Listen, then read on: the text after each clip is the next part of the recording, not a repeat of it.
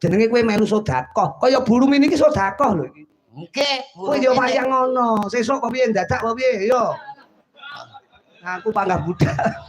tak tawak-tawakne aku. Aduh ki mriko pinten mawon. Wong kene dipangane muntir kok. Lumantaku lho. Rono ki ora golek panganan. Mok suguhi kene, ora mok suguhi ya tak rasani kan ngono. Alah paling ya dibisoi. Lumantaku. Pokok intine tetep nderek bunga mergo Bu Hajah Rumini nggelar pagelaran sore mau ana tausiah, sore mau ana pengajian akbar, ana kabudayan kaya bengi iki juga. Sore mau liwat agama. Dono rasa. Dono ki apa? Dono ki. Dono Kasino Indra dudu. Dono ki weweh. Weweh ki apa to? Weweh ki weweh ngono. Paring utawi nyaosi ngono lho. Yen kagem jenengan bakso apa piye diwehi caos ki? Genahno to, genahno. Kowe rene iki awake dhewe iki atur panglipur lho. Apa sing mok wehne penonton bengi iki? Sinten? Kula ajeng kowe arep ngowahi apa karo penonton? Nyaosi penonton. Lho, piye to? Lah kula rene golek kok nyaosi kok. Kowe tak rewangi doh kono doh kene niku kula golek. Ning daleme Bu Hajah Rumini iki ngadepi penonton sakmono kae, apa sing arep mok tokne dingge penonton? Lah napa saji ditokke ora ndek apa-apa rek. Piye to? Sing arep mok aturne penonton apa wis? Aturke luput, Pak. Lo ngaturke luput mesake to penonton sing enten wingking. Lah ngopo? Lah mboten ketok blas lho. Gak aku seragamku ireng, malah dikira garangan to. Ya ora to kaya ngono garangan sampean ki cara wayang ngono Arjuna. Wah. Ning Arjuna kedelep ndut. Ngono lho genahno se kaya lagu. Si Arjuna musuh buta. Buta rambut geni. Buta ki ngawur rek. Rambut geni aku lek mok kaya ngono aku kudu kayang aku. Boten sah kayang. Kalau wingi kayang malah kaya gajah no kok. Ya ora cetha. Pokoknya malam hari ini atau panglipur sinambi gayengke swasana. Leres. Tak goleke kanca ya. Sinten? Ya, iki jajal Mbak Krisnia. Nah,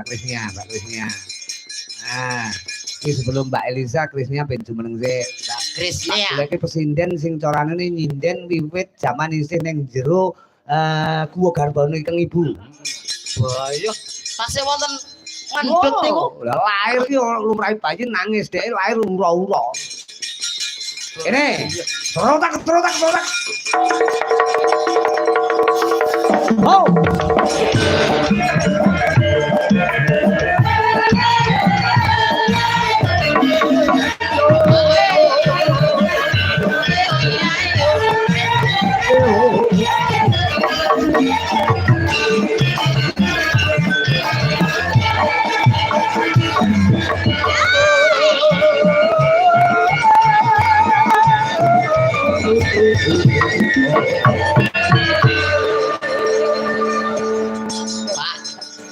Yo pisanane dikeki ge pemanasan ki yo sing cilik-cilik sik opo piye lho.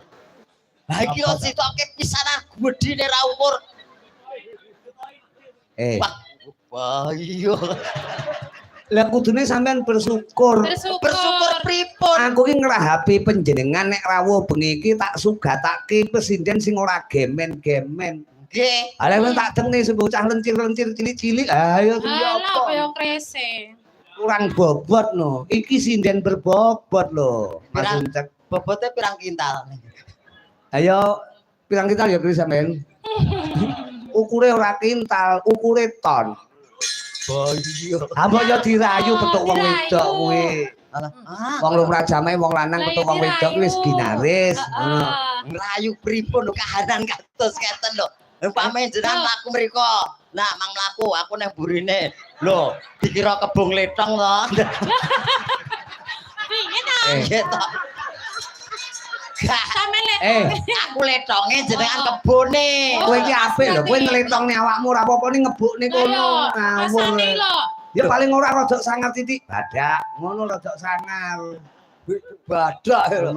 Dirayu to Mas, dirayu. Nganggo. Aja sing cantik-cantik sing cilik-cilik dirayu. Sekali tempung, kerayu. Ya apa kok iso ngusapi ngene? Sampeyan ngiler.